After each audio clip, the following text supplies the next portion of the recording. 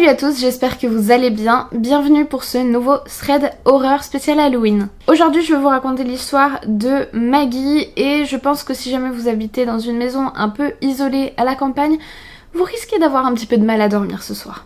Ça va être une histoire assez courte, je pense que ça doit être la plus courte de toute la semaine, mais vous allez voir qu'elle est particulièrement flippante. Comme d'habitude, je vous laisse vous installer bien confortablement, éteindre vos lumières et dès que vous êtes prêts, c'est parti.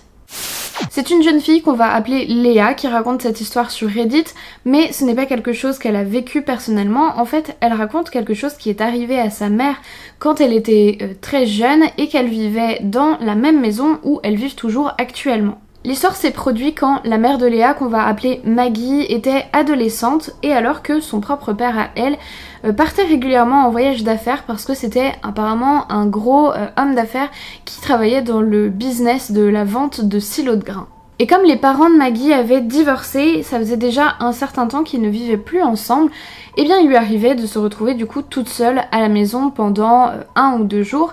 Et généralement ce qui se passait dans ces cas-là, c'est que c'était les voisins qui jetaient un œil pour savoir si tout se passait bien chez elle.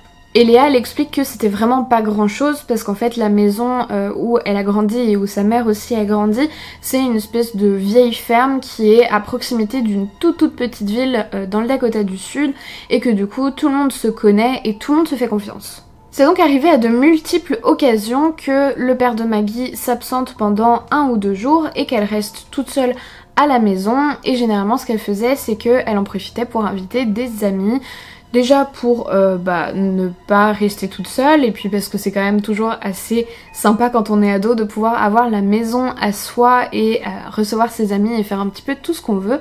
Mais ensuite apparemment il y a eu une autre raison qui a fait que Maggie ne voulait plus rester toute seule à la maison quand son père s'absentait. Ça arrivait toujours le soir quand Maggie et ses amis étaient en haut dans sa chambre et qu'ils étaient soit en train de discuter, soit en train de dormir.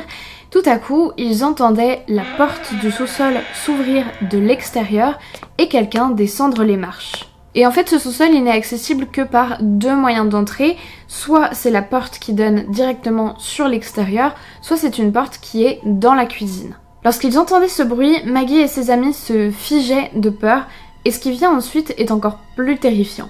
Apparemment, l'intrus, une fois qu'il était dans le sous-sol, il prenait un bâton et il se mettait à faire tout le tour de la cave en tapant sur les tuyaux et sur les conduites d'aération pour bien faire savoir à toutes les personnes intérieures de la maison qu'il était ici. Pour bien se représenter les choses, il faut s'imaginer que ça se passe dans une grande et vieille maison un petit peu isolée de la ville où il fait donc complètement noir dès que la nuit tombe et que ça devrait être particulièrement angoissant. La chambre de Maggie elle se situait à l'étage comme toutes les autres chambres de la maison, tandis qu'au rez-de-chaussée il y avait comme un espèce de couloir qui menait directement à la salle à manger salon et en bas des escaliers, donc à leurs pieds, il y avait un patio. Et à l'époque où Maggie vivait dans cette maison, en fait ce qui séparait le patio de l'intérieur vraiment de la maison, c'était, vous savez, les espèces de portes un peu moustiquaires qui étaient visiblement assez anciennes et donc qui grinçaient beaucoup. Et Maggie elle dit que cette personne qui rôdait autour de la maison, elle faisait exprès de rentrer dans le patio et de ouvrir et refermer cette porte encore et encore et encore. Et lorsqu'elle ne faisait pas ses allers-retours dans le patio, la mystérieuse présence faisait carrément tout le tour de la maison en faisant racler, gratter son bâton contre les fenêtres et les volets du rez-de-chaussée. Et le pire dans tout ça, c'est que comme ça se passait au début des années 80, il n'y avait qu'un seul téléphone dans la maison qui se situait en fait dans le salon, donc au rez-de-chaussée, pile au-dessus du fameux sous-sol. Et c'était à Maggie ou ses amis de descendre quand elles entendaient cette présence, donc extrêmement pas rassurées, pour aller appeler un fameux Kevin qui devait être un ami du coup du père de Maggie. Sauf que à chaque fois que Kevin arrivait, le temps qu'il soit là, eh bien la mystérieuse présence était déjà repartie. Au final, ces phénomènes ne se sont produits que pendant 4 mois, uniquement les fois où le père de Maggie s'absentait, et puis ils se sont arrêtés du jour au lendemain et Maggie n'a jamais su qui était venu faire ça. Elle pense que c'était un de ses voisins qui habitait dans une maison au bout du chemin qui venait pour lui faire peur. Elle a dit que lui et sa femme étaient complètement fous et qu'ils détestaient que des gens viennent caresser leurs chevaux, ce qu'elle avait eu le malheur de faire une fois, et elle s'était fait chasser par la femme à coups de carabine. Et elle se disait que du coup c'était sûrement l'homme en fait qui venait pendant la nuit et qui faisait tout le trajet à pied juste pour venir la tourmenter, pour la punir en fait d'avoir osé toucher à ses chevaux. Au final, ni Maggie ni son père n'ont jamais su qui venait faire ça, et puis comme je vous l'ai dit, ça s'est arrêté. Mais Léa, elle dit qu'elle a grandi en connaissant et en entendant parler de cette histoire, et que c'est quelque chose qui lui faisait vraiment très peur quand elle était petite, parce que du coup, elle vivait dans la même maison et elle avait peur de, elle aussi, entendre ce genre de bruit. Voilà pour la vidéo d'aujourd'hui, j'espère qu'elle vous a plu. N'hésitez pas à me dire dans les commentaires ce que vous auriez fait si vous aviez été à la place de Maggie. Est-ce que c'est quelque chose qui vous aurait fait peur, ou est-ce que vous auriez pris votre courage à deux mains et été capable de sortir pour voir qui faisait ça? Moi personnellement, je pense que me connaissant, je serais restée pétrifiée à l'étage et j'aurais été incapable d'aller voir.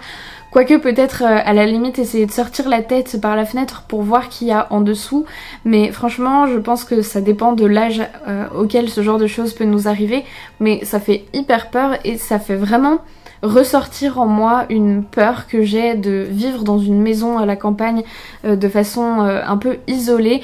J'ai vécu comme ça pendant très longtemps et honnêtement je suis bien contente de vivre aujourd'hui dans un appartement parce que je sais pas pourquoi mais moi les fenêtres qui donnent sur l'extérieur et sur un jardin dès qu'il fait nuit c'est quelque chose qui me fait super peur parce que à chaque fois j'ai l'impression que je vais voir quelqu'un apparaître dans le jardin et ça me fout vraiment la trouille. C'est peut-être con mais voilà, ça fait partie de mes peurs un peu irréalistes et cette histoire a clairement touché ce point sensible chez moi. Sur ce, écoutez, il ne me reste plus qu'à vous souhaiter une bonne nuit, bon courage à ceux qui vivent éventuellement dans une maison isolée à la campagne, je suis pas avec vous du tout pour ce coup-là. Moi je vous dis à demain pour une prochaine histoire, je vous fais plein de gros bisous, et puis en attendant, eh bien, n'oubliez pas de rallumer vos lumières.